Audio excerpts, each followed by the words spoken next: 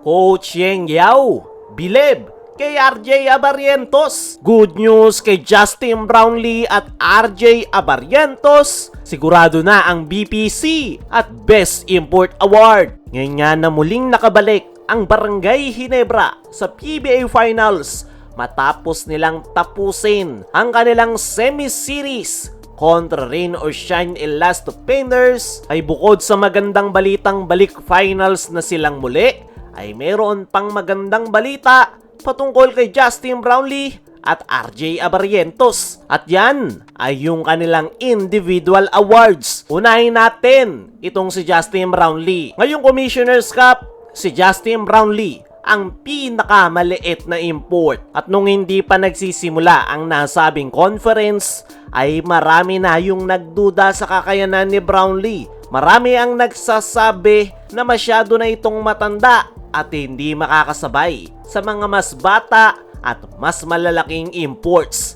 Pero pinatunayan niya ni Justin Brownlee sa lahat na siya pa rin ang GOAT import sa PBA. Siya nga yung pinakamaliit na import, pero siya yung may pinakamalaking puso sa lahat. Dinaig pa ni Justin Brownlee yung mga higanting imports dyan at ang pinakadahilan nga kung bakit nakapasok ng finals ang Ginebra ay dahil sa pagiging unselfish player na itong si Brownlee.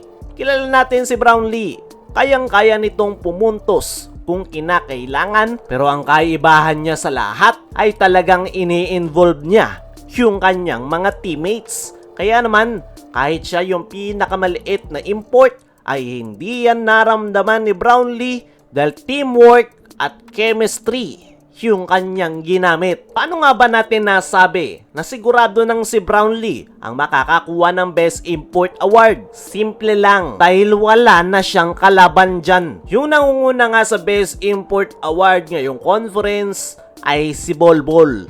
Pero dahil nga na-injured ito at wala na sa Pinas, ay out na siya sa equation. Isa pa, nakapagpalit na ng import ang TNT. Yung pinaka naging kalaban na lang talaga ni Justin Brownlee para sa Best Import Award ay ang Rain or Shine import na si Jalen Johnson. Silang dalawa na lang talaga yung naglalaban. At kung ikukumpara mo yung performance ng dalawa sa nakalipas na semifinals, ay angat na angat si Justin Brownlee. Throughout the series ay consistent si Justin Brownlee at napakalaking factor rin na nakapasok ang Ginebra sa PBA Finals. Kaya naman, out na rin sa equation si Jalen Johnson. Pagdating sa finals, ay ang makakatapat ni Brownlee na import dyan ay si Chris Makolo. Pero replacement import nga lang ito ng TNT at nakakadalawang laro pa lang. Kaya naman, wala nang kalaban si Justin Brownlee para sa Best Import Award. At sigurado na nga na siya ang makakakuha niyan ngayong conference. At isang malaking sampal yan sa kanyang mga haters na sinasabing matanda na at hindi na niya kayang sumabay. Pagdating naman dito kay RJ Abarrientos, ay parehas sila ng sitwasyon ni Justin Brownlee.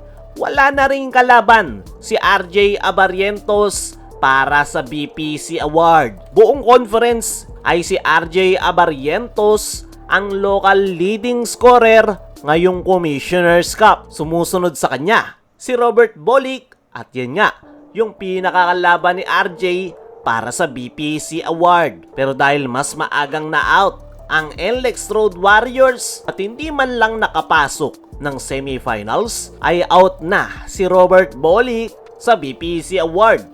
At kung titingnan mo pa yung performance ni RJ Abarrientos sa kakatapos lang na semi-series kontra Rain or Shine Elasto Painters, ay wala ka nang masasabi. Grabe yung performance ni RJ. Wala na ding BPC contender sa players ng TNT. Kaya naman, sigurado na kay RJ ang Best Player of the Conference Award. Kaya mga chong, ano ang masasabi nyo? Na sigurado na kay RJ Abarrientos ang BPC. Kay Brownlee naman ang Best Import Award. I-comment mo lang dyan sa ibaba. Samantala, Coach Yeng Yao, bilib kay RJ Abarrientos. Ngayon nga natapos na ang series ng Ginebra at Rain or Shine sa semis, ay nabanggit nga mismo netong si Coach Yeng sa kanyang naging latest interview na bukod kay Justin Brownlee ay si RJ Abarrientos daw talaga ang pinaka naging sakit sa ulo ng kanyang kupunan.